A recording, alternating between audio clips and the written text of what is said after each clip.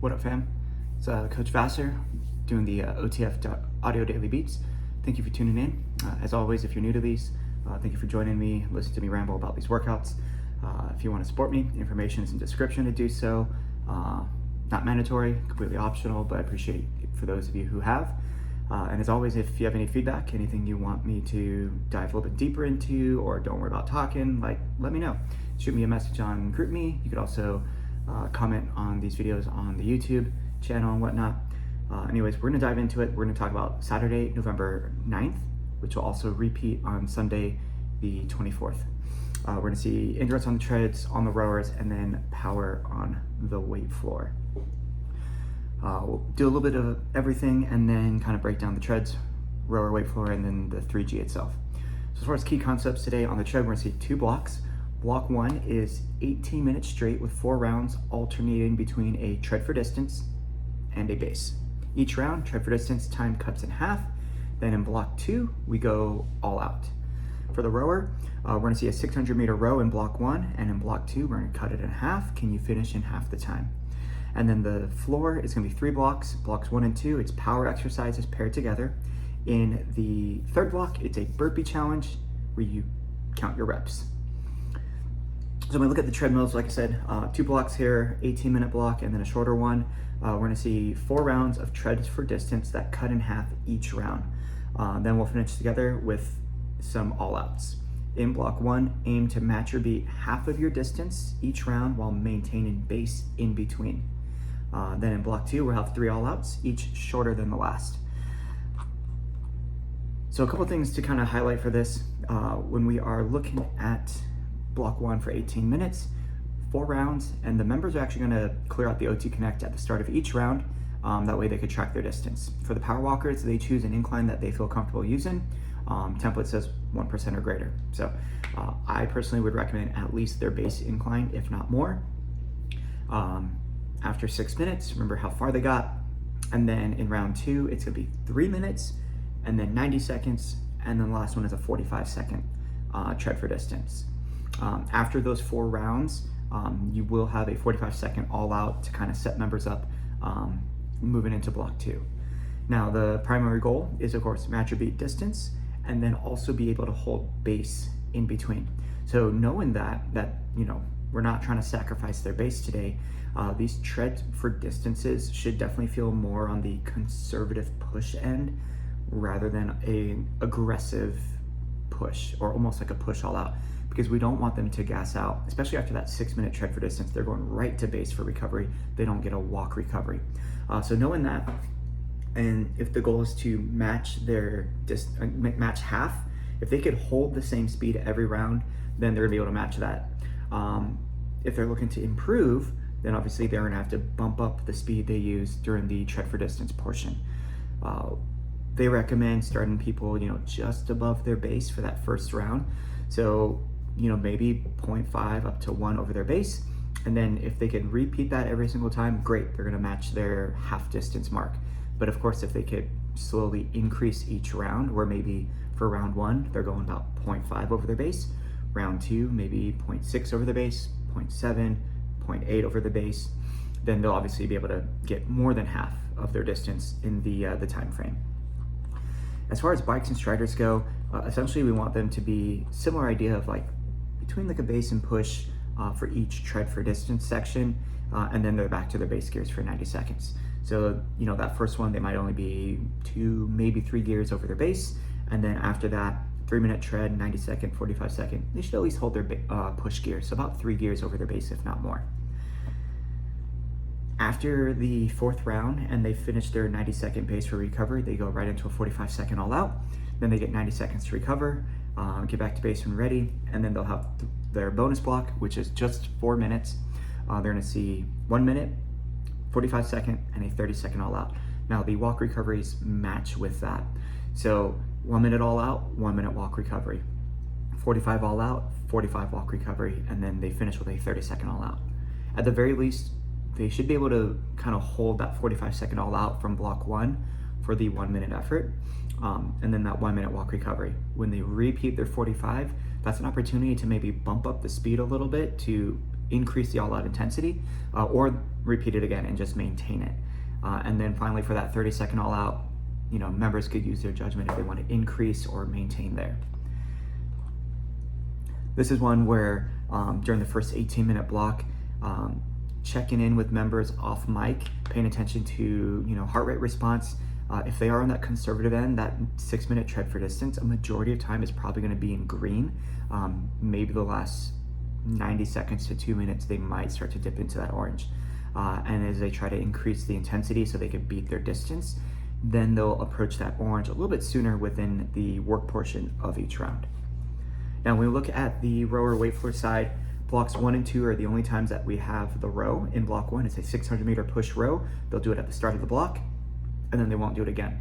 And then when we go to block 2, they are trying to get half the time of their 600-meter row. So ideally, their watts and their split time are about the same, if not improved. That way they match their time. So one thing to look at for the rower specifically, they use that stored program. If they sign out, of course, the display will show them what their average watts were. If they could keep their average watts about that number or higher on the 300-meter row, then they're gonna match or get less than half the time of the 600. So that's one thing to kind of have them be mindful of, especially with a 300-meter push row. Split time isn't probably the best metric to pay attention to for something under a minute, but if they know what their split time efforts are for their base and push, then that's another way they could kind of track it. Block 1, for the movements themselves on the floor, we're going to see alternating reversal lunge to a single leg knee drive paired up with an explosive tempo sumo goblet squat. So they're going to be doing 4 reps on each leg, alternating for that first exercise, and then 3 counts down, pause, explosively drive up for that sumo goblet squat. In total, it's 16 reps, so very heavy on the legs. They should need to rest. It's also going to make that row a little bit harder to match their time later on. And they're just going to repeat those 2 movements as a back-to-back superset for the remainder of that 10.5-minute block. With that 600-meter push row, most people's probably going to be, I'd say, like around 2 minutes to 3 minutes on the conservative end. So they'll have, a solid 6.5 to 7 minutes between transitioning and being on the weight floor itself. So they'll probably get about 3 rounds in there. When we look at block 2, they'll go back to the rower, start with a 300-meter push row. Once again, match or better than half the time from the 600. And then they're done with the rower, so they can wipe it down, head back to the floor. Now we're gonna do a push-pull combo for the upper body. They're gonna have a neutral grip push press, followed by the explosive tempo alternating low row. So the alternating and bilateral movements kind of swap in order. So for this one, they'll have 8 reps of that push press. They're gonna load up, explode, punch that weight overhead, bicep by the ear. If anyone's not able to go overhead, they could also do it as like a explosive tempo chest press from the floor, or if you have benches out, do it from the bench. Alternating low row with your arms, you're gonna start straight. You're gonna drive up quick on one side, and then 3 counts on the way down, kind of fight gravity, and then the other side. As far as options go for that one, if people have lower back issues, explosive tempo strap row is a good one to mix it up. And the same thing, they'll do those 2 movements, rest and repeat. This is a very short block, it's only 6 minutes here. So between, about a minute to 90 seconds for the row, transition time, they'll probably have about 3.5 to 4 minutes on the floor. So maybe 2, maybe 3 sets for that. Third block, this is gonna be timed up with the treads. So they're gonna have 1 minute, 45 seconds, and 30 seconds of a burpee to high plank jack. So hands go down, kick the feet out, then hop the feet out and back in, and then stand up, jump at the top. No push-up, but that could be a good challenge for certain members. Of course, they could walk their feet or use their bench as an option. And the goal here is to stay within 2 reps each round. Basic estimations here, you'll probably look at 3 to 4 seconds per rep. So you might get, 15 to 20 reps of someone really getting after it on that first one for a minute, and then they get a minute to rest. Next round, hey, if they got 15, can they get at least 13? Then at least 11. And my little guy just woke up. So I'm gonna wrap this up pretty quick and then check in on him. And that's the 3G, or the 2G. When we look at the 3G, very similar setup, but the tread block, they'll have 2 blocks.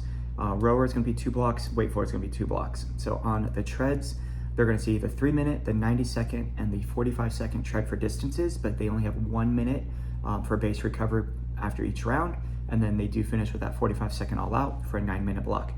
Setup is kind of the same. So the first one, maybe a little more conservative. On round 2 and 3, increase the effort that they use for that tread for distance without sacrificing that 1 minute base. A little bit less active recovery, so even if people want to be aggressive, they might not be as aggressive as anticipated. Second block, it's the same exact bonus block from the 2G, so the 1 minute, the 45, and the 30-second all outs maintain or increase with the decrease in walk recoveries for a minute and then 45. Rower is going to be using the med ball. We're going to see a 600-meter push row and then paired up with the squat to front press. So squat down, med ball presses out, 12 reps. And that's the same thing for rounds 2 and 3, matched up with the treads in terms of, hey, the work is cut in half. So 600 meters, 12 reps. 300 meters, 12 reps. 150, 12 reps. And then their bonus is to row until time is called. On the conservative end, looking for about 2 minutes, and then a minute, and then probably about 45 seconds or so. So they'll spend probably about 5 minutes or so for the row itself between the 3 rounds. Med ball, transition in, that's gonna be another 2 to 3 minutes. So, the likelihood of people get into that bonus, pretty substantial. As far as actually rowing during the bonus, kind of up to them. And then they're gonna match up with the treads for a 4-minute block, and it's gonna be match or increase all out intensity. They do recovery rows in between. So if you want to do like a stored program, do like a 4-minute countdown, and then track their wattage during the all outs and try to match that peak wattage between each 3 all out efforts. Floor, it's going to be the same 4 movements, but as one big block. So they'll do 2 rounds of the lower body sequence, 2 rounds of the upper body sequence, and then repeat all 4 as one block for the first 9-minute block. And then they will repeat their 4-minute bonus block with the burpees to high plank jacks, like you see in the 2G. So this is one where when it comes to, effort from the members, the treads, it's gonna be very, ebb and flow between heart rate stuff. When it comes to the rowers, gradual build to that orange for that first longer row. And then on the weight floor stuff, if they are doing, explosive movements, at least for the lower body stuff, that's really gonna jack up that heart rate. The upper body stuff, maybe like high green.